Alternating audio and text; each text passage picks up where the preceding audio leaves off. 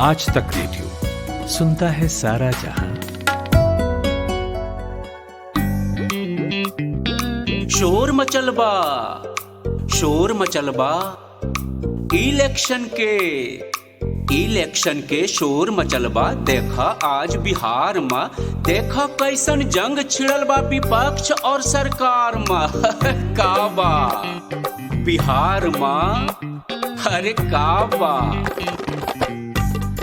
देश में त्योहारों का सीजन है, लोग दिवाली की तैयारियों में लगे हैं। इसके बाद शादियों का मौसम आएगा। आपको लग रहा होगा कि आज बिहार में काबा में पर्व, त्योहारों और शादियों की बात क्यों हो रही है। तो जनाब, बिहार में भी लोकतंत्र का महापर्व चल रहा है। चुनाव हो रहे हैं और चुनाव करवाने के लिए जो तैयारियां होती हैं वो एक दो नहीं, सैकड़ों शादियों के बराबर होती हैं। हम आप जो मतदाता होते हैं वो चुनाव के दिन जाकर वोट डाल आते हैं, लेकिन चुनाव बस इतना भर नहीं होता है।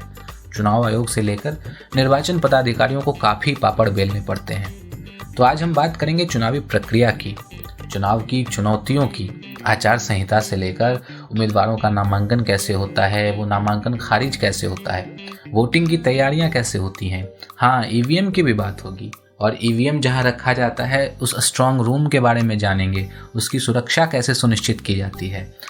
तो ऐसे ही चुनाव से जुड़ी कई सूक्ष्म और स्थूल बातों के बारे में हम चर्चा करेंगे। आप सुन रहे हैं आज तक रेडियो का बिहार चुनाव स्पेशल पॉडकास्ट, बिहार में काबा का चौथा एपिसोड। मैं हूं कुमार केशव और आज हमारे साथ बात करने के लिए जो मेहमान मौजूद हैं वो एक बड़े ही लोकप्रिय प्रशासनिक अधिकारी हैं, सही वजहों से सुर्खियों में रहते हैं और राहुल द्रविड़ के जबड़ा फैन हैं। इनका नाम राहुल कुमार है और ये पूर्णिया जिले के डीएम हैं और फिलहाल जिला निर्वाचन पदाधिकारी होने के नाते पूर्णिया में अपने कंधों पर चुनाव की जिम्मेदारी भी उठाए हुए हैं। इस पॉडकास्ट में हम बिहार चुनाव से जुड़े मुद्दों पर बात करते आए हैं। शनिवार को चुनाव का अंतिम चरण है, इसके बाद 10 तारीख को वोटों की गिनती होगी। कोरोना काल में ये सब हो रहा है, तो मेरे मन में ख्याल आया कि क्यों न श्रोताओं को चुनाव की प्रक्रिया से जुड़ी बातें बताई जाए, वो अंदर की बातें जो हमें आमतौर पर कहीं भी पढ़ने या सुनने को नहीं मिलती हैं। तो आपके अधिकारों से शुरू करते हैं बातचीत का सिलसिला।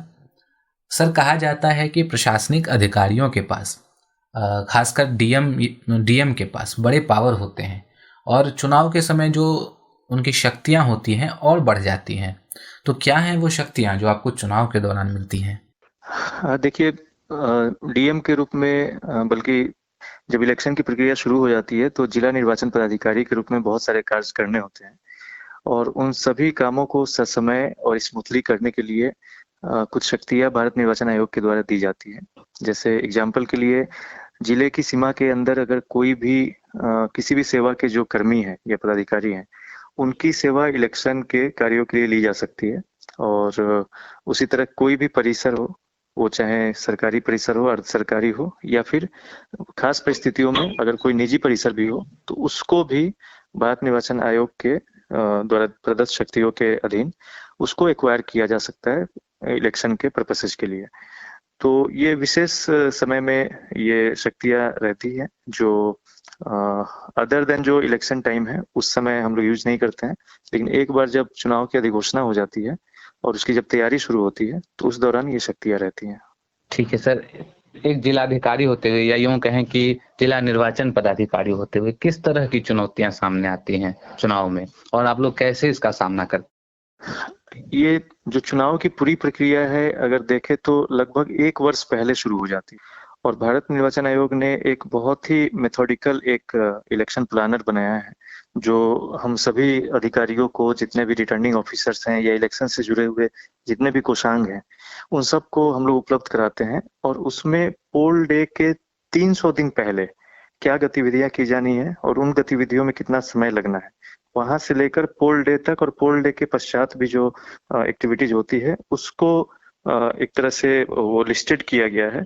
उसके अतिरिक्त भी बहुत सारी सूक्ष्म चीजें होती हैं जो पहले से हम लोग लिस्ट नहीं कर सकते हैं, लेकिन वो सारी चुनौतियां आती हैं।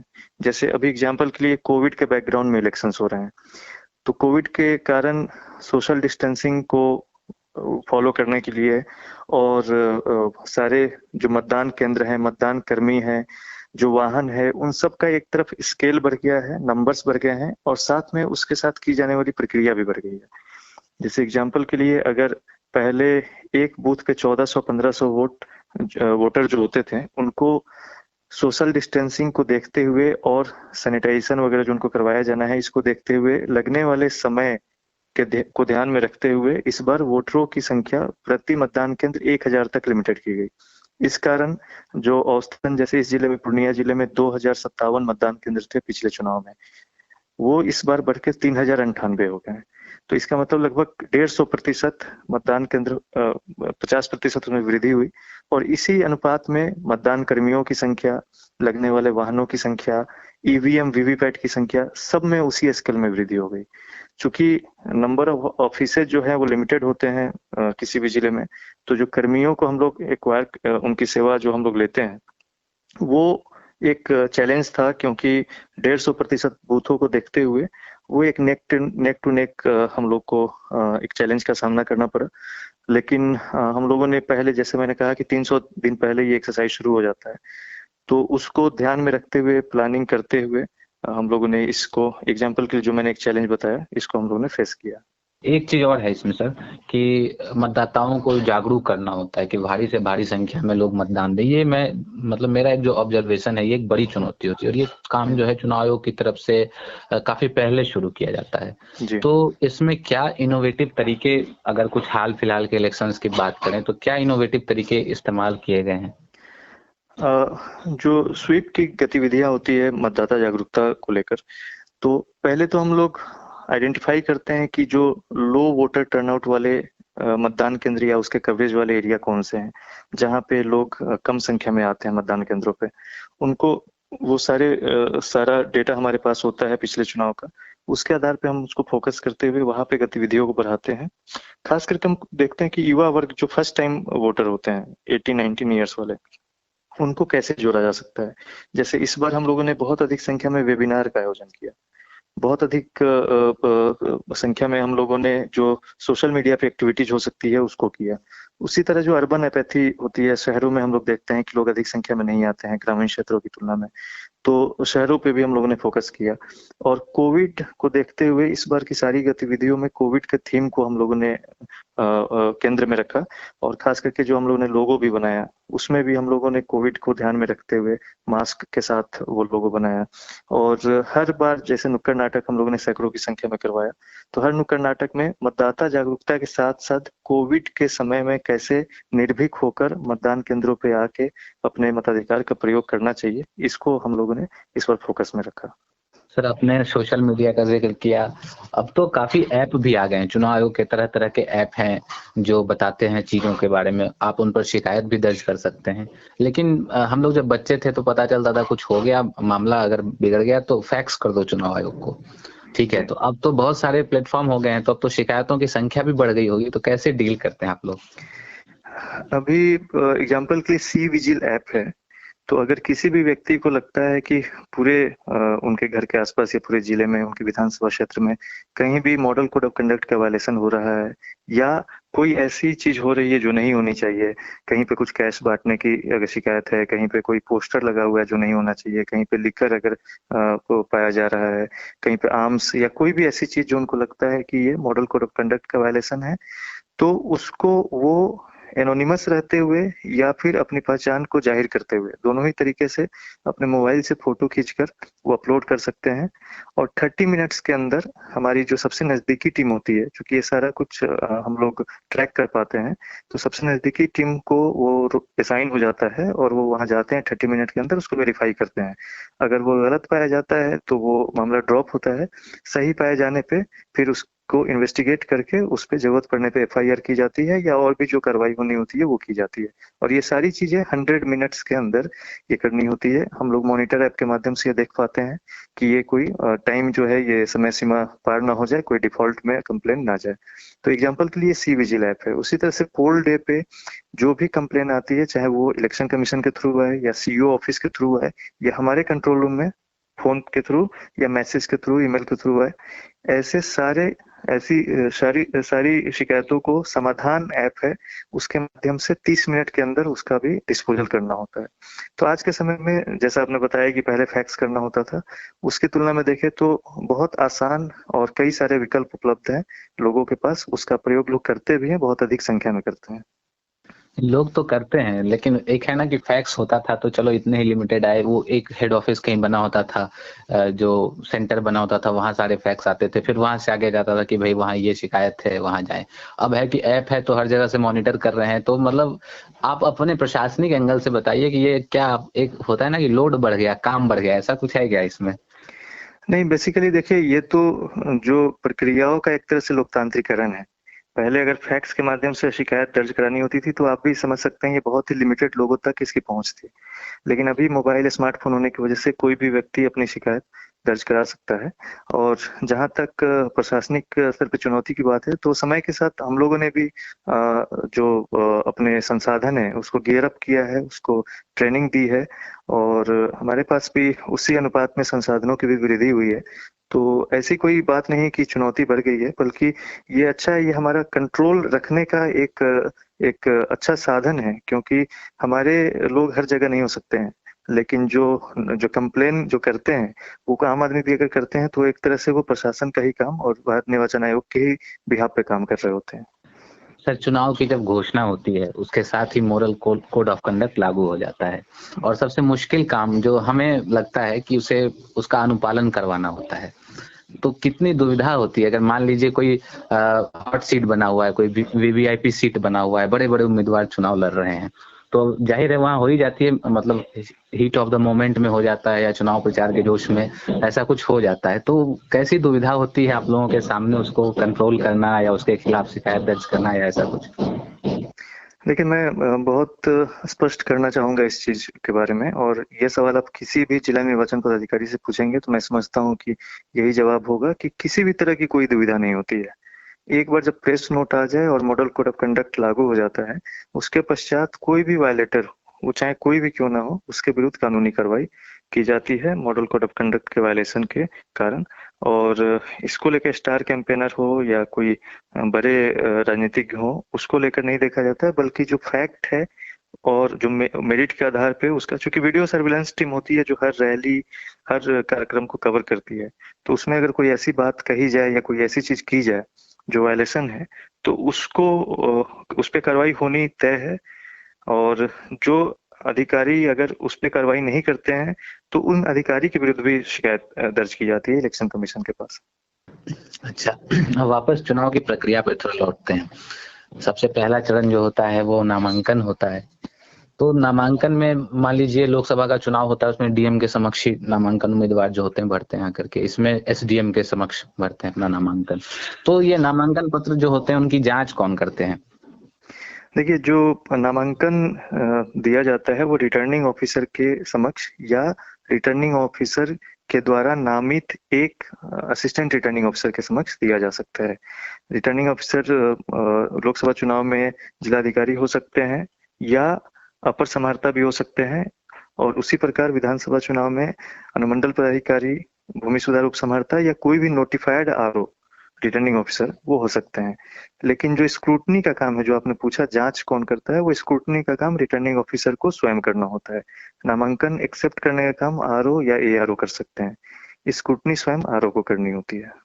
तो इसमें हमने सुना है, आमतौर पर पढ़ते भी हैं, समाचार में आते रहते हैं कि कई उम्मीदवारों का नामांकन खारिज कर दिया जाता है। तो किस ग्राउंड पे होता है, जो कौन से कुछ अगर कॉमन ग्राउंड हो जिन पर ज्यादातर उम्मीदवारों का जो है नामांकन खारिज होता है? जी, जैसे एग्जाम्पल के लिए, अगर कोई प्रत्याशी है, अगर वो जो राजनीतिक दल है, राष्ट्रीय राजनीतिक दल है या स्टेट में जो रजिस्टर्ड पार्टी है उसकी तरफ से है, जिसको उस पार्टी ने सिंबल दे रखा है, सिंबल अलॉट किया है, तो उसको प्रस्तावक के रूप में एक व्यक्ति की आवश्यकता होती है।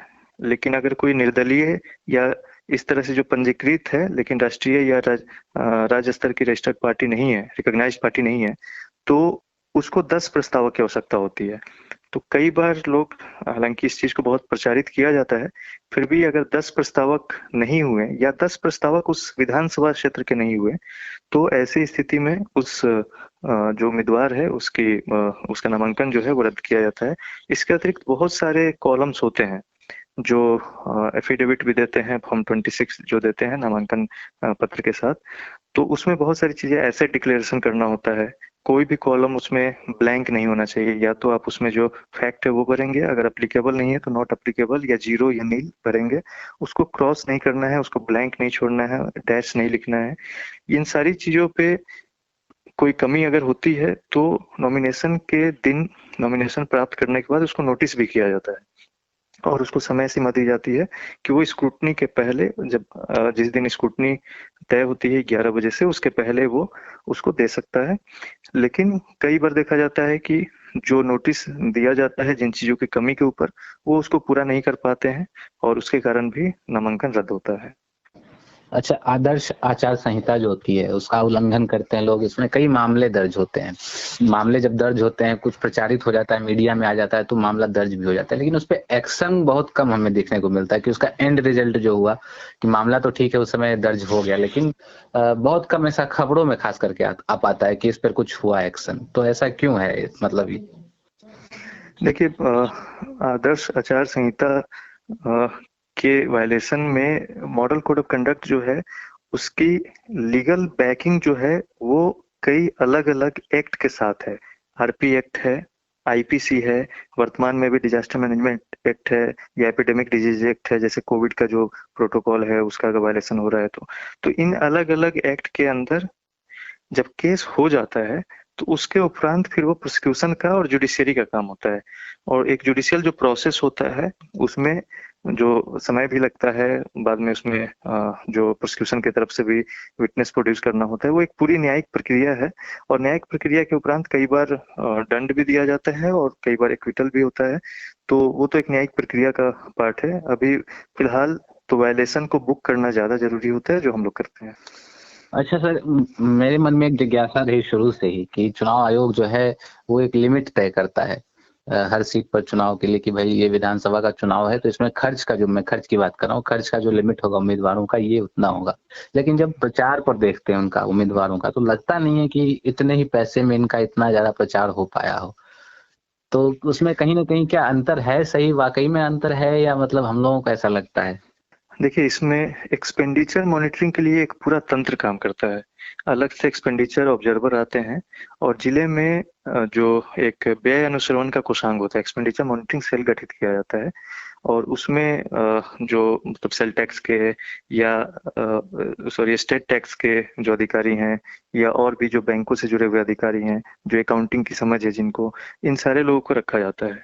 जैसे ही प्रेस नोट आता है तो हम लोग सभी राजनीतिक दलों को विभिन्न चीजों की जो सामग्री होती है उसका दर जो हो सकता है, बाजार दर, वो हम लोग एक पैरेलली तैयार करते हैं और वो उनको उपलब्ध कराते हैं। एग्जाम्पल के लिए, अगर कोई रैली है उसमें कोई कुर्सी लगती है, प्लास्टिक की कुर्सी है, उसका क्या भाड़ा हो सकता है, दर क्या हो सकता है किराए का, तो वो इस तरह से टेंट है, शामियाना है, माइक है, ग्लास है, हर चीज का जो कुछ भी यूज हो सकता है, गाड़ी का, इन सब का दर हम लोग भी पैरेलली तय करते हैं और उनको वो लिस्ट उपलब्ध कराते हैं। और जब एक बार वो नॉमिनेशन भर देते हैं तो प्रत्याशियों को भी वो सूची उपलब्ध कराई जाती है और उनको रजिस्टर उपलब्ध कराया जाता है जिसमें हर खर्च को वो बुक करते हैं। और पैरेलली एक शैडो रजिस्टर होता है जो आरओ के लेवल पे जो एक्सपेंडिचर मॉनिटरिंग सेल है, जिला में जो एक्सपेंडिचर मॉनिटरिंग सेल है, वहां पे शैडो रजिस्टर भी मेंटेन होता है। और 3 बार अलग अलग तिथियों को एक्सपेंडिचर ऑब्जर्वर के समक्ष सारे प्रत्याशियों को या उनके द्वारा जो निर्धारित जो उनके अभिकर्ता हैं वो आते हैं और शैडो रजिस्टर से उनका मिलान किया जाता है। हर अनुमति जो दी जाती है, चाहे वो हेलीकॉप्टर लैंडिंग की हो, चाहे वो गाड़ी की अनुमति हो, सभा रैली जुलूस की अनुमति हो, उसकी एक प्रति व्यय अनुश्रवण कोषांग को जाती है ताकि, और वहां पे वीडियो सर्विलेंस टीम होती है जो हर ऐसी गतिविधि को कैप्चर करती है, वीडियोग्राफी उसकी होती है। वो अगर कोई भी प्रत्याशी ये बताते हैं कि नहीं कि हमारी रैली में 500 लोग आए हैं और 500 कुर्सियां लगी हैं, उसका ये खर्च होता है। अगर हमारी वीडियोग्राफी में ऐसा लगता है कि नहीं 2000 लोग आए हैं या 2000 कुर्सियां लगी है, तो हम लोग अपने शैडो रजिस्टर में उन 2000 कुर्सियों का जो दर हम लोग ने रखा है उसके अनुसार बुकिंग करते हैं। और ये सारा 3 बार जो मिलान होता है उसका पर्पस यही होता है कि बीच में कोई अगर डिफरेंस हो तो उसको दूर किया जाए और हम लोग नोटिस करते हैं अगर कोई डिफरेंस होता है तो। इनफैक्ट पूरी चुनावी प्रक्रिया बीतने के 1 महीने पश्चात, ठीक 1 महीने बाद सारे जो अभ्यर्थी हैं उनको अपना अकाउंट जमा करना होता है और उस समय एक बार फिर से एक्सपेंडिचर ऑब्जर्वर वापस जिले में आते हैं और उनके सामने उसकी प्रस्तुति की जाती है। पहले विधानसभा चुनाव के लिए 28 लाख रुपए प्रति प्रत्याशी की खर्च सीमा निर्धारित थी, जो इस बार बढ़ा के 30,80,000 रुपए 10% उसमें बढ़ाया गया है, तो वो निर्धारित की गई है। इसमें जानने वाली बात एक ये है कि जो स्टार कैंपेनर होते हैं उनका जो खर्च है या नामांकन दाखिल करने के पहले, प्रत्याशी घोषित करने के पहले जो खर्च होता है वो पार्टी के खाते में जुड़ता है, ना कि प्रत्याशी के खाते में, और पार्टी के खर्च की कोई सीमा निर्धारित नहीं है। तो और एक इसमें ये भी है कि जो लोग खर्च की सीमा पार करते हैं या अपना अकाउंट नहीं देते हैं, 1 महीने बाद तक भी उनको नोटिस देने के बाद नहीं देते हैं, तो वो अगले चुनाव के लिए उनको भारत निर्वाचन आयोग डिबार भी करता है चुनाव लड़ने से, और ऐसे कई मामलों में ऐसा होता हुआ पाया भी गया है। ये मतलब थोड़ा सा एक नया था, नई बात थी आपने बताई कि पार्टियों के लिए कोई लिमिट नहीं होता है। जी सर, हम यहाँ रुकेंगे एक छोटे से अंतराल के लिए और वापस आकर जारी रखेंगे बातचीत का ये सिलसिला। कमाते हैं लेकिन बचा नहीं पाते, बचाते हैं तो उससे कमा नहीं पाते। शेयर की चाल, निवेश का हाल, बाजार का तमाशा, इकोनॉमी की भाषा, बॉन्ड, बीमा, सोना, चांदी, सबकी होती है बात। बचाते रहो नारे के साथ। हर शनिवार मैं यानी नितिन ठाकुर आपकी मुलाकात कराऊंगा आपके मनी मैनेजर से। ब्रेक के बाद आपका एक बार फिर से स्वागत है। आप आज तक रेडियो का बिहार चुनाव स्पेशल शो बिहार में काबा का चौथा एपिसोड सुन रहे हैं, जिसमें बातचीत हो रही है चुनाव के प्रशासनिक पक्ष की, और हमारे साथ हैं पूर्णिया के जिलाधिकारी राहुल कुमार। अच्छा, अब मतदान पे आते हैं। कैसे होता है शुरू मतदान? मतलब थोड़ा सा क्यूरियोसिटी होता है लोगों को कि भाई मतदान है, आज मतदान है, वोट करना है, लेकिन उसके पहले की क्या प्रक्रिया है, प्रोसेस क्या है उसका? मतदान का समय जो है अभी सुबह 7 बजे से लेकर शाम 6 बजे तक निर्धारित है। तो उसके पहले 90 मिनट पहले 5:30 AM पे मॉक पोल शुरू होने का नियम है और उसके लिए पोलिंग एजेंट उपस्थित होते हैं। अगर किसी कारणवश पोलिंग एजेंट नहीं आए तो लगभग 15 मिनट प्रतीक्षा की जाती है। उसके उपरांत भी नहीं आए तो जो प्रिजाइडिंग ऑफिसर है वो अपने सेक्टर ऑफिसर को, जो उनसे वरीय होते हैं, उनको सूचित करके वो मॉक पोल शुरू करते हैं। और मॉक पोल शुरू करने के बाद पहले तो जब भी वीवीपैट ऑन होता है मशीन के साथ, ईवीएम के साथ, तो उसमें 7 पर्ची गिरती है। 7 पर्ची गिरती है, वो बिना किसी कैंडिडेट, वो टेक्निकल उसका प्रोसेस होता है, तो 7 पर्ची वो ऑटो कट होके उस बक्से में गिरती है। उसके बाद 50 मत डाला जाता है और उसके पश्चात वो बॉक्स खोला जाता है। उसमें से 50 + 7 जो टेक्निकल पर्ची होती है, 57 पर्ची को निकाल के एक ब्लैक कलर का हम लोग लिफाफा देते हैं। उस ब्लैक कलर के लिफाफा में रख के उसको बंद किया जाता है। फिर से मशीन को क्लियर करने के बाद उसको पोल के लिए तैयार किया जाता है। और जो मतदान कर्मी होते हैं, प्रिजाइडिंग ऑफिसर और पोलिंग ऑफिसर 1, 2 और 3, उनका अलग अलग रोल डिफाइन होता है। और जो वोटिंग कंपार्टमेंट होता है जिसके अंदर बैलेट यूनिट होता है और वीवीपैट होता है, वो ऐसी जगह पे रखा जाता है जिससे मतदान की गोपनीयता भंग ना हो। और जो कंट्रोल यूनिट होता है वो हमारे जो P3 होते हैं, पोलिंग ऑफिसर नंबर 3, उनके पास होता है, ताकि जब मतदाता वोटिंग कंपार्टमेंट की ओर जाए तो ये कंट्रोल यूनिट का बटन दबाएंगे। इनके द्वारा बटन दबाने के पश्चात ही बैलेट यूनिट वोट के लिए तैयार होगा। उसके बाद वो वोट करेंगे। 7 सेकंड के लिए वीवीपैट की पर्ची जो निकलेगी वो डिस्प्ले होती है। उसके बाद वो कट के उस बॉक्स में गिर जाता है। तो ये मतदान की एक जो बेसिक चीज है जो मैंने आपको बताई अभी। अच्छा, मतदान हो गया अगर मान लीजिए, फिर इसको मशीन वगैरह को समेट के कैसे रखते हैं, कैसे बंद होता है, ये सब सिस्टम भी बता दीजिए जरा। मतदान जब पूरी प्रक्रिया समाप्त हो जाती है शाम को 6 बजे तक, इनफैक्ट 6 बजे की समय सीमा तक जितने भी मतदाता कतार में लगे होते हैं उन सब का मतदान करवाना अनिवार्य है।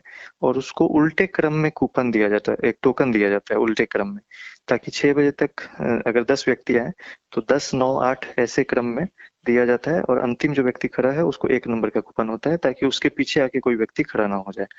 और 6 बजे तक जितने भी लोग खड़े हो गए, 50 लोग भी खड़े हो गए, तो उनके मतदान तक, चाहे वो 7 बज जाए 8 बज जाए, उनके मतदान तक ये प्रक्रिया चलती है। उसके उपरांत मशीन को सील किया जाता है। जब सील किया जाता है तो पोलिंग टीम के साथ साथ वहां पे जितने पोलिंग एजेंट होते हैं वो होते हैं, और उनका भी हस्ताक्षर होता है। जो जब हम सील करते हैं, डिफरेंट टाइप के हम लोग सील देते हैं, और उसके बाद वो कैरी केस में उसको रख के फिर जो पीसीसीपी होता है, पेट्रोलिंग कम कलेक्टिंग पार्टी के जो मजिस्ट्रेट होते हैं, जिन पे जो एवरेज 3 बूथ पे 4 बूथ पे एक मजिस्ट्रेट होते हैं, वो और उस 3-4 बूथ के जो प्रिजाइडिंग ऑफिसर है वो एक गाड़ी में बैठते हैं, और उन 3-4 बूथ के जो मशीन्स हैं उस गाड़ी में वो रखी जाती है, और फिर वो स्ट्रांग रूम की तरफ जो कलेक्शन सेंटर है उसकी तरफ वो रवाना होते हैं।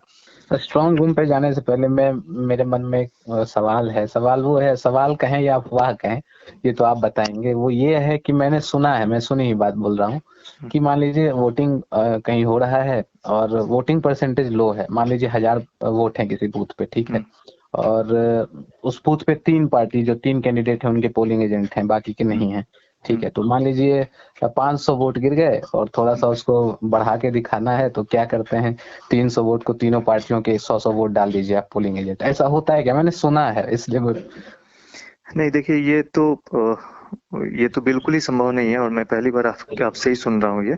क्योंकि एक तो ऐसी कोई बाध्यता नहीं है या कोई दबाव नहीं होता है कि आपके बूथ पे 500 वोटिंग होनी चाहिए, या 600 या 700 या 800 या 200 या 0। ऐसी कोई भी बाध्यता नहीं होती है, क्योंकि हम लोग मतदाता जागरूकता के लिए तमाम उपाय करते हैं, काम करते हैं, लेकिन अल्टीमेटली ये लोकतांत्रिक प्रक्रिया में मतदाता को स्वयं आके अपने मतदान देने की बात है, कोई बाध्यता नहीं है। तो हम उसी प्रकार हम किसी भी मतदान दल पे, जो कि वो वहां का लोकल होता भी नहीं है, वो कहीं दूसरे विधानसभा का निवासी होगा, वोटर होगा, और किसी दूसरे विधानसभा में उसकी ड्यूटी होगी, तो उसको इस चीज की मतलब कोई भी ऐसी उस पर दबाव नहीं है कि आपके यहाँ 70% होना चाहिए, 80% होना चाहिए, ऐसा बिल्कुल नहीं है। और 3 पोलिंग एजेंट ही हो, ये बहुत ही हाइपोथेटिकल एक क्वेश्चन है जो आपने पूछा है। अमूमन मैक्सिमम अभ्यर्थियों के पोलिंग एजेंट होते हैं, और सबके समक्ष ये प्रक्रिया की जाती है। 10% बूथों पे, जैसे अगर यहाँ 3098 बूथ है, तो 300 बूथों पे लाइव वेबकास्टिंग भी होती है, जिसको हम लोग जिला के नियंत्रण कक्ष से लेके रिटर्निंग ऑफिसर भी और ऊपर इलेक्शन कमीशन तक वो उसको देख सकते हैं। ऐसे ही अनेकों बूथ पे वीडियोग्राफी, लाइव वीडियोग्राफी हम लोग कराते हैं, जिसका कैसेट जमा होता है। और उसी प्रकार जो ये पेट्रोलिंग मजिस्ट्रेट है वो मोबाइल देते हैं, घूमते रहते हैं। हम लोग सेक्टर मजिस्ट्रेट देते हैं, सुपर सेक्टर मजिस्ट्रेट देते हैं, जिला स्तरीय पदाधिकारी जाते हैं जो सभी मतदान केंद्रों पे घूमते रहते हैं। तो ये बिल्कुल ही संभव नहीं है, और ये आपने ठीक कहा, ये अफवाह ही हो सकती है, इसमें कोई तथ्य नहीं है इसमें। अब स्ट्रांग रूम की ओर चलते हैं, क्योंकि चुनाव के बाद सारा फोकस तो स्ट्रांग रूम पे ही आ जाता है। और पिछले कुछ चुनाव से का उदाहरण हम देखें तो काफी बवाल होता है कि स्ट्रांग रूम को, मतलब जो एक बिहारी टोन में कहे ना, अगोड़ के बैठे रहते हैं एकदम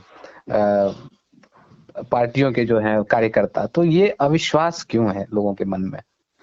नहीं, ये आपने अच्छा कि ये सवाल पूछा। मैं ये स्पष्ट करना चाहता हूँ कि ये अविश्वास नहीं है, बल्कि भारत निर्वाचन आयोग के द्वारा तमाम उपायों में से एक उपाय विश्वास बहाली के लिए जो किया गया है उसमें से यह एक है, क्योंकि ये हमारे एसओपी में शामिल है। और भारत निर्वाचन आयोग का लिखित में यह आदेश है कि सभी अभ्यर्थी को हम लोग सूचना देते हैं इन राइटिंग कि आप सभी स्ट्रांग रूम के बाहर, जो उसका एक्सटर्नल पेरीमीटर होता है, वहां पे लगातार आप स्वयं या आपके प्रतिनिधि चौकसी कर सकते हैं।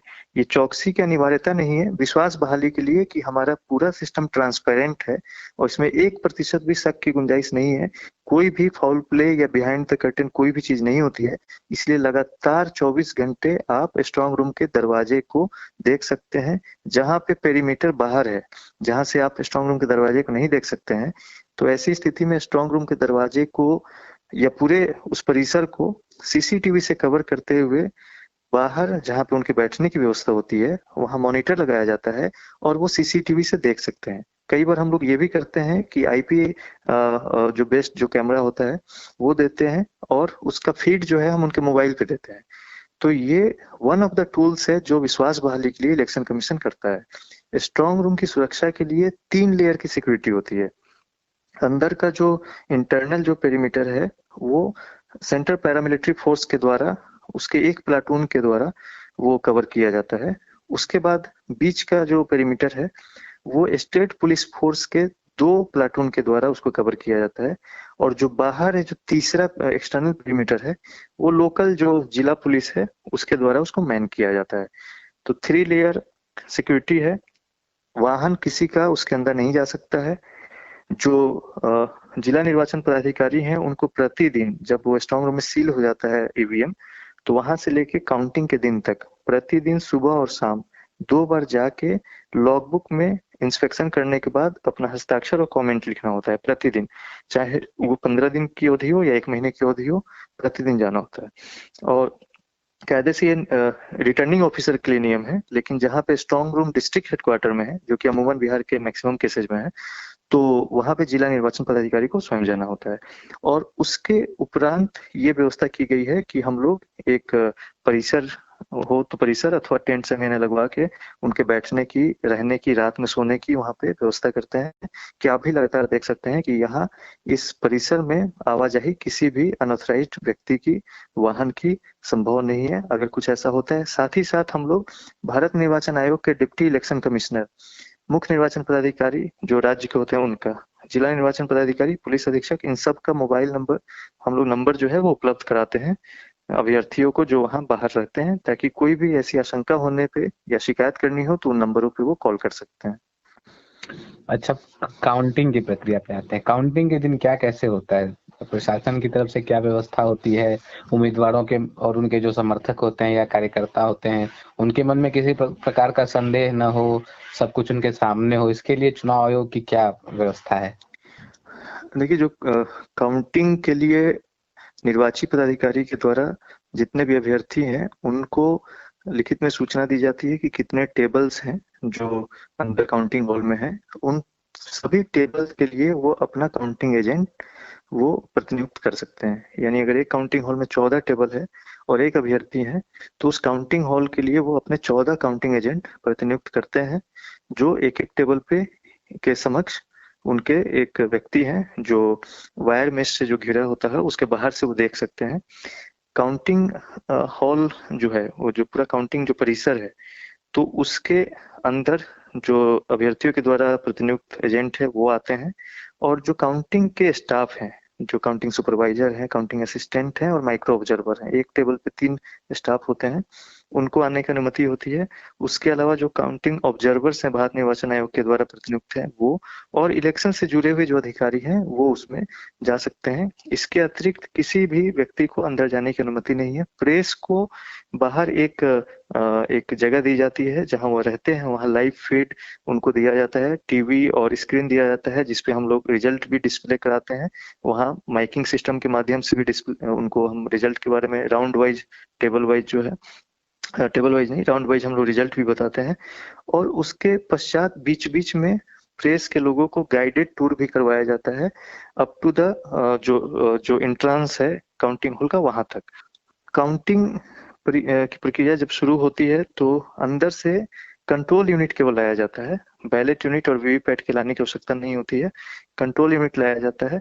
और कंट्रोल यूनिट बारी बारी से जब एक काउंटिंग हॉल में गया और जितने नंबर ऑफ टेबल्स हैं उतने नंबर में सीयू आता है, सीयू को उसी के थ्रू काउंटिंग की जाती है और रिजल्ट लिया जाता है। जब उस राउंड में सभी टेबल का रिजल्ट डिक्लेयर हो जाता है तो उसके पश्चात फिर ये जो सीयू है वो वापस जाता है और नेक्स्ट सेट ऑफ सीयू को लाया जाता है। अंत में जब ये पूरी प्रक्रिया हो जाती है तो 5 रैंडमली चुने गए मतदान केंद्रों के वीवीपैट को मंगाया जाता है, जो लॉटरी के माध्यम से जो सभी काउंटिंग एजेंट के सामने, ऑब्जर्वर्स के सामने वो निकाला जाता है। और एक वीसी भी होता है जो वीवीपैट काउंटिंग बूथ होता है, उसमें वीवीपैट 5 मतदान केंद्रों का मंगाकर और एक एक करके उसके जो स्लिप्स हैं, जो वीवीपैट के स्लिप्स हैं, उसकी काउंटिंग की जाती है और उस मतदान केंद्र के सीयू से, कंट्रोल यूनिट से, जो काउंटिंग के पश्चात जो रिजल्ट आया है, उन दोनों को मैच कराया जाता है। टोटल जो वोट, जो पोल्ड वोट है, वो दोनों मैच कराया जाता है और ये रैंडमली पिक्ड किसी भी वीवीपैट से किया जाता है, 5 बूथों के वीवीपैट से। तो ये भी एक मेजर है जो इलेक्शन कमीशन के द्वारा इंट्रोड्यूस किया गया है ट्रांसपेरेंसी को एक लेवल और आगे बढ़ाने के लिए। अच्छा, एक राउंड वाली बात आपने की, हम लोग भी सुनते हैं न्यूज में है तो पहले राउंड में फला कैंडिडेट आ गए, पहले राउंड की गिनती के बाद फला पार्टी की इतनी सीटें हैं, तो ये राउंड कैसे डिसाइड होता है? जैसे एग्जांपल के लिए, अगर यहाँ पे पूर्णिया में 7 विधानसभा क्षेत्र है, किसी एक यहाँ पे 400 से लेकर 465 मतदान केंद्र हैं अलग अलग विधानसभा में। तो अगर 400 मतदान केंद्र वाले विधानसभा की ही बात करें तो अगर 14 टेबल है, अगर 14 टेबल है उसके काउंटिंग हॉल में, उस विधानसभा के काउंटिंग हॉल में, तो 14 सीयू, 14 मतदान केंद्र के सीयू एक बार में काउंट होंगे और ऐसे ही करते करते ये अगर टोटल 400 है तो 400/14, तो ये इतने राउंड होते हैं। ये लगभग 28 या 29 जो राउंड है वो इससे टोटल जो बूथ है बाई जो नंबर ऑफ टेबल है उससे। तो एक बार जब एक राउंड में नंबर ऑफ टेबल के अनुसार सीयू आता है और उस राउंड की जब गिनती हो जाती है 14 टेबल पे, अगर 14 टेबल है तो फिर वो राउंड वाइज डिक्लेयर होता है, फिर नेक्स्ट 14 सीयू लाया जाएगा और ये तब तक ये प्रक्रिया चलेगी जब तक कि सभी 400 मतदान केंद्र के सीयू अंदर काउंटिंग हॉल में आके उसकी मतगणना नहीं हो जाए। इसलिए ये राउंड वाइज ये प्रक्रिया चलती है और इसमें कोई अभ्यर्थी आगे हो सकते हैं, कोई पीछे रह सकते हैं। मान लीजिए कोई उम्मीदवार है, उसको गिनती से जो है वो संतुष्ट नहीं है, वो चाहता है कि दोबारा जो रिकाउंटिंग हो वो की जाए, तो इसके लिए क्या प्रोसेस है? देखिए, हम लोग हर बार जब हर राउंड की जब काउंटिंग होती है तो टेबल पे जो काउंटिंग एजेंट होते हैं उनके समक्ष ये सारी कार्रवाई होती है और उसके बाद हर राउंड के बाद हम लोग जो एक सेटिस्फेक्शन का एक जो सर्टिफिकेट है, अगर उसको ऐसे कहें तो उस पे हम सबसे साइन करवाते हैं कि हमारे सामने ये किया गया और उसके बाद ये रिजल्ट आया, इसमें इतना टोटल पोल्ड वोट जो है इतना था और इसमें इसी अभ्यर्थी को इतना इतना वोट दिया गया। तो एक तो प्रति टेबल जो है, प्रति राउंड जो है वो काउंटिंग एजेंट वो करते जाते हैं साइन उस पे। उसके बाद भी अगर कोई व्यक्ति अगर ऑब्जेक्शन करता है तो उस ऑब्जेक्शन के पीछे कोई ना कोई जस्टिफिकेशन होना चाहिए। और कई बार जब मार्जिन इतना क्लोज होता है, जैसे पोस्टल बैलेट होता है, पोस्टल बैलेट की भी काउंटिंग होती है, तो अगर जीत हार की margin number of postal ballot से अगर कम है, अगर 300 वोट से एग्जांपल के लिए जीत हार होती है और मतदान पोस्टल बैलेट से जो मत प्राप्त हुए हैं वो अगर 350 है या 400 है, तो वैसी स्थिति में अगर वो डिमांड करते हैं तो फिर पोस्टल बैलेट की फिर से काउंटिंग की जाती है, लेकिन मार्जिन जीत हार की पोस्टल बैलेट के नंबर से कम होने पे। और जो मैंने कहा कि वीवीपैट से 5 मतदान केंद्रों के वीवीपैट को भी काउंट करके उसके पर्ची को मिलाया जाता है, तो इसीलिए अगर कोई जब तक स्पेसिफिक जस्टिफिकेशन के साथ उनका ऑब्जेक्शन नहीं है, जो ऑब्जर्वर के सामने भी वो रख सकते हैं, रिटर्निंग ऑफिसर के सामने भी रख सकते हैं, तब तक ऐसे ही अगर कोई व्यक्ति बोले तो उसको इंटरटेन नहीं किया जा सकता है, प्रैक्टिकली भी पॉसिबल नहीं है क्योंकि फिर उसका कोई अंत नहीं है। ठीक बात है। अब मेरे कुछ 2-3 छोटे छोटे सवाल हैं। जैसे एक लोकसभा का चुनाव होता है और एक विधानसभा का, अमूमन तो यही डायरेक्ट इलेक्शन जो होते हैं यही है, तो ऐसा क्या अंतर आपको लगता है कि मान लीजिए अगर लोकसभा का चुनाव है तो उसमें अतिरिक्त सतर्कता बरतनी है कि भाई ये देश का चुनाव है, और विधानसभा का चुनाव है तो उसमें क्या अंतर है? मतलब कैसे देखते हैं, एक प्रशासनिक लहजे से देखें तो मतलब क्या अंतर है दोनों में? देखिए, अगर प्रशासनिक अनुभव के आधार पे मैं बताऊं तो चुनाव का जो क्षेत्र है, निर्वाचन क्षेत्र जितना छोटा है वो उतना ही थोड़ा चैलेंजिंग होता है क्योंकि किनली कंटेस्टेड होता है। एग्जाम्पल के लिए, अभी अगर 7 विधानसभा क्षेत्र है पूर्णिया में तो कुल 105 अभ्यर्थी हैं जिनके बीच में ये चुनाव की प्रक्रिया या ये जो कंटेस्ट जो है वो चल रहा है। अगर लोकसभा होता है तो हो सकता है ये 15, 16, 17, 18 ऐसे कैंडिडेट होते हैं, तो एक तो नंबर ऑफ कैंडिडेट्स बढ़ जाते हैं।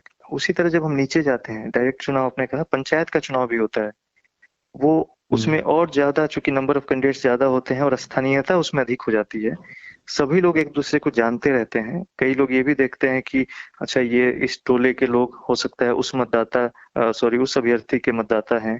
तो एक तरह से जितना छोटा कॉन्स्टिट्यूएंसी जितनी छोटी होगी, चाहे वो पार्लियामेंट, उसके बाद नीचे असेंबली, उसके नीचे पंचायत या अर्बन लोकल बॉडी का होता है, तो इलेक्शन जो है वो ज्यादा किनली कंटेस्टेड होता है। क्लोजली उसमें कंटेस्ट होने के कारण चुनौतियां थोड़ी बढ़ी होती हैं। दूसरा, बाकी संसाधनों के मामले में देखें तो भारत निर्वाचन आयोग के द्वारा इतनी अधिक संख्या में सेंट्रल पैरामिलिट्री फोर्सेज उपलब्ध कराए जाते हैं कि विधि व्यवस्था की या कोई इस तरह से कहीं पे कोई पोल रिलेटेड वायलेंस की या इस तरह की आशंका लगभग न के बराबर होती है। तो और सबकी प्रक्रिया इतनी वेल डिजाइंड है कि अगर प्रक्रिया को और जो लिस्टेड एक्टिविटीज है उसको ससमय अगर हम लोग करते रहें तो वो इलेक्शन एक इंडिया में खास करके जो इलेक्शन होता है वो काफी वेल मैनेज्ड होता है और स्मूथली ये कंडक्ट किया जाता है। सर, एक चीज होता है बायस, हर किसी का होता है, लेकिन आप लोगों को है अपनी ड्यूटी में और अपने व्यवहार में निष्पक्ष दिखना होता है और ड्यूटी भी निष्पक्ष ही होती है। तो ये जो नील क्षीर विवेक जिसको हम लोग कहते हैं वो कहाँ से आता है? उसके लिए कोई ट्रेनिंग दी जाती है या क्या है उसका मतलब, राज क्या है? जी, ये जो अखिल भारतीय सेवा है वो चूंकि संविधान से अपनी एक तरह से कहें तो वो शक्ति ये सेवा लेती है, और आप जब इस सेवा में आते हैं और बहुत सारी चीजें स्टेक पे होती है, जब आप अपने निर्णयों से जिसको आप प्रभावित करते हैं या कर सकते हैं, तो वैसी स्थिति में निर्क्षीर विवेक का होना बिल्कुल ही जरूरी है। और ये पूरी एक जो मशीनरी होती है, इसमें केवल जो जिला निर्वाचन पदाधिकारी या अन्य जो अखिल भारतीय सेवा के पदाधिकारी हैं उन्हीं की बात हम नहीं करें। इस पूरी प्रक्रिया में जो भी लोग लगे होते हैं, आप देखेंगे कि अधिकांशतः निष्पक्ष होकर लोग काम करते हैं। आखिर सभी लोग कहीं ना कहीं के वोटर हैं और उनका भी, वो भी अगर वोट देने जाएंगे, मैं भी अगर वोट देने जाऊंगा तो किसी ना किसी को मैं भी वोट दूंगा, लेकिन वो मेरा व्यक्तिगत निर्णय है और व्यक्तिगत जीवन की बात है वो।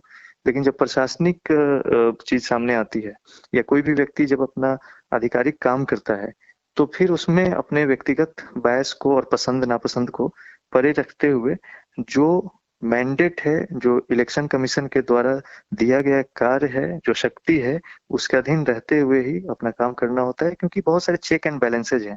अगर आप न्यूट्रल अगर आप अपीयर नहीं हो रहे हैं तो आपके विरुद्ध आरोप लगेंगे, और आपके चुनाव के दौरान किसी भी प्रकार के छोटे या बड़े आरोप को भारत निर्वाचन आयोग के द्वारा टॉलरेट नहीं किया जाता है, क्योंकि पूरी मशीनरी इस चुनाव को करवाने में लगती है। तो किसी एक व्यक्ति की निष्पक्षता अगर संदेह के घेरे में है तो फिर भारत निर्वाचन आयोग के द्वारा उस पर कार्रवाई भी की जाती है। जो बुद्धिजीवी लोग हैं पत्रकार हैं, वो इलेक्शन रिफॉर्म की बात करते रहते हैं।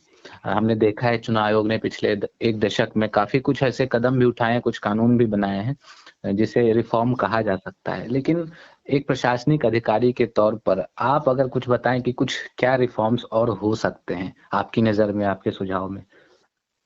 नहीं, देखिए, मैं तो इस पे कमेंट करने के लिए एक तरह से प्राधिकृत नहीं हूँ, लेकिन मैं ये जरूर कहना चाहूंगा कि समय के साथ भारत निर्वाचन आयोग ने बहुत सारे रिफॉर्म्स को ऑलरेडी एक तरह से अंगीकार किया है। और आप देखेंगे कि बैलेट पेपर से जब ईवीएम की ओर जो मूव हुआ, तो वो अपने आप में एक बहुत बड़ा रिफॉर्म है, क्योंकि उसके पहले बहुत सारे आरोप लगते थे।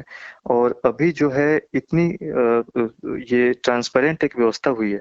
इसके अतिरिक्त पहले बेसिक मिनिमम फैसिलिटीज की बात होती थी, मतदाताओं को मतदान केंद्रों पे, अब एश्योर्ड मिनिमम फैसिलिटीज की बात है। इस चुनाव में कोविड के बैकग्राउंड में जो सीनियर सिटीजन्स हैं, 80 या उससे अधिक वर्ष की आयु वाले, और जो पर्सन विद डिसेबिलिटी हैं, उनको अपने घर पे रह के पोस्टल बैलेट के माध्यम से मतदान करने का अवसर प्राप्त हुआ। ये पहली बार ये हुआ है इस चुनाव में। तो ये सारे रिफॉर्म्स हैं जो एक एक करके इंक्रीमेंटल रूप में कहीं ना कहीं इस पूरी व्यवस्था में ये आ रहे हैं, और मुझे लगता है कि भारत निर्वाचन आयोग के द्वारा समय के साथ इसमें और जो रिफॉर्म्स किए जाएंगे वो एक तरह से स्वागत योग्य होंगे। चलते चलते कोई छोटा सा किस्सा सुनना चाहेंगे कि मान लीजिए किसी बूथ पे ईवीएम खराब हो गया, बवाल हो रहा है, तो उसका कोई कुछ मजेदार वाकया कुछ हो, या कोई मतलब टोला हो, वार्ड हो, गांव हो, जो वो कर रहा है, बहिष्कार कर रहा है मतदान का, लेकिन आप लोग मनाने पहुंचे हो या ऐसा कुछ हो गया, कोई भी एक किस्सा आप चलते चलते सुना दें तो। मैं एक चुनाव से रिलेटेड एक किस्सा जरूर सुनाना चाहूंगा, लेकिन वो पंचायत चुनाव से रिलेटेड है। मैं एक दूसरे जिले में पदस्थापित था। अप्रैल मई के महीने में 2016 की बात है। पंचायत चुनाव हो रहा था और एक सुदूर के ब्लॉक में, एक गांव में वो वोटिंग चल रही थी। तो वहां पे परमानेंट बूथ नहीं था, चूंकि नंबर ऑफ बूथ्स जो है पंचायत चुनाव में और ज्यादा, चूंकि वार्ड लेवल पे भी वो जाता है, तो बहुत ज्यादा बूथ होते हैं। परमानेंट वो बिल्डिंग में नहीं था, तो टेम्पररी वहां पे टेंट समेना डाल के मतदान केंद्र बनाया गया था।